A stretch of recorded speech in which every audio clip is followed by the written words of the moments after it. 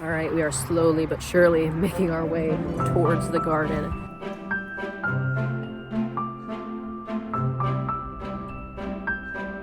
Hey everyone, it's Aubrey, recovering perfectionist, queen of distraction / gardener, and today we are out at the pumpkin, corn, and sunflower bed. Last year we did pumpkins and corn in this bed, and then I planted sunflowers in here kind of late in the season. I'm going to do the same thing again in here this year, and then I did want to add a second bed this year, but I don't know if that's going to end up happening. But time will tell, we'll see. We're just kind of getting to that point where we need to be getting those things in the ground, and obviously there's only one here. So that's what I've got going on here right now. I think it was end of winter, I finally got around to covering this bed with cardboard. It was 100% just weeds. So I covered all that with cardboard, and it was really mind-blowing to pull that up, which I did yesterday, just to see how much was not there. Go get your helmet and I can put it. You can go get your helmet and I can put it on. You get it. Hey, please don't run that over. Alec, back up. So that definitely made clearing out this bed significantly easier than I thought it was going to be, which I don't mind weeding, but if I don't have to do it, I'm okay with that. So even though there was a little bit of cleanup that I needed to do in there, it was nothing that I thought it was going to be a few months back prior to putting the cardboard on there. And then I did add a bag of just a raised bed mix that I had gotten at Costco. We can go that way now. Obviously I still have to clean up all that, but that's a project for not right this second. Today the garden tour is really just kind of at the mercy of wherever Alec decides he wants to play. So there will probably be a significant gap in this portion of the video and the point where I actually make it into the garden, but we're over by the rhubarb, so let's check this out. There's a ton of growth on this. This is, I think, the biggest it's ever gotten, but it's already starting to get so crowded with weeds. I'm gonna need to come in here and clear this area out a bit. And then one thing regarding this, I kind of have a plan for.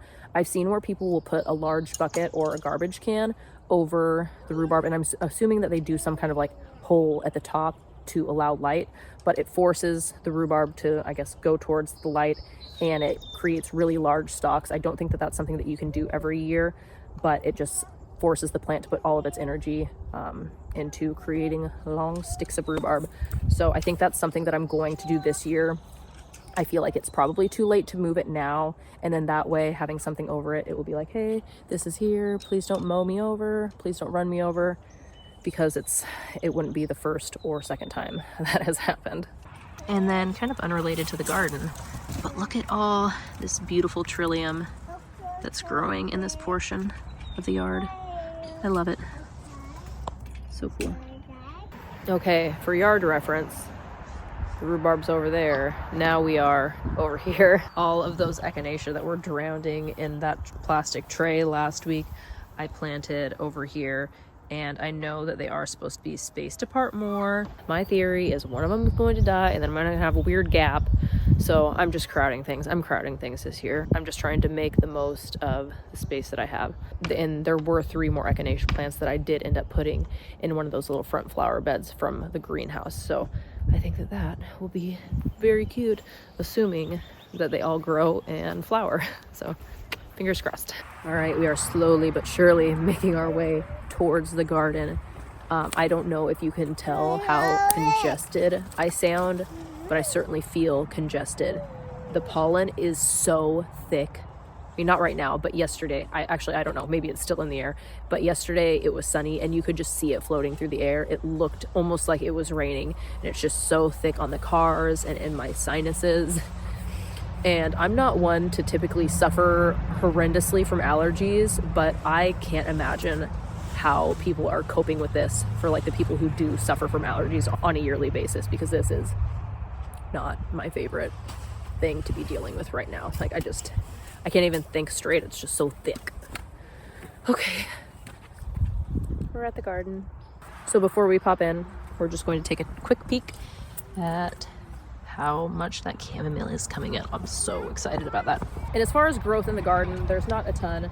I forgot to mention before, or maybe I did, I had just put some butter lettuce seeds in here just to see what happened, to kind of do a succession planting from the stuff that I had planted in the bed over there, which all of that is still doing really well. And then as far as the cabbage goes, there is still something getting to them. My husband and I were thinking like maybe it was slugs, so he did this slug beer trap and nothing has gone to it. It's just a Rainier beer. So there is just the possibility that the slugs have a more refined palate than my husband does, and they don't want his Rainier beer. But realistically, it's probably cabbage moth. That is what I think. So I'm gonna get some diatomaceous earth for my mom and sprinkle that throughout here, and hopefully that takes care of that problem.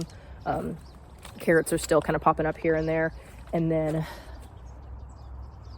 this spot here, I popped in a couple kale plants here, and then these shelling peas over here are coming in so good, and then those snap peas over there as well. And then I did plant a bunch of my broccoli in here, and then I believe those two right over there are cauliflower, but time will tell. After I had planted that broccoli, I had these trays of like random kale and broccoli and cauliflower, and I don't honestly know what's what at this point, but I just kind of popped in a bunch here and there, and we're going to see what happens over here. It's a lot of brassicas in one spot, so there's going to 100% be a pest issue.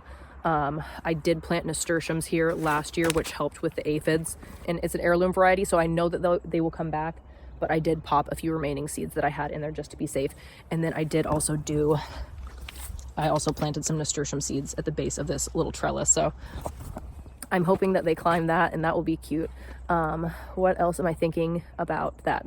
Oh, it is technically a little bit early to be putting the nasturtium seeds in the ground, but we haven't had any freezing temps for a couple weeks now. I hope I didn't just jinx myself by saying that, but that was one thing that I'm like, I'm just gonna see what happens. So that's that. And then the strawberries are really filling in and looking lovely there. And then the calendula that I planted down there is coming up and looking good. So I wasn't really expecting anything to necessarily grow back in that weird little nook. Okay, Alec really wants to go into the chicken, so we're just gonna kind of wrap things up. Still waiting on these forget-me-nots to bloom, but my neighbors just right next door, hers are already blooming, which I'm not jealous at all.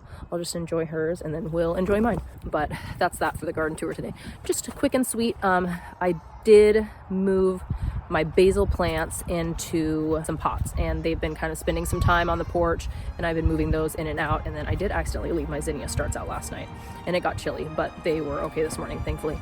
I'm just really trying to get things moved outside and out of my bedroom.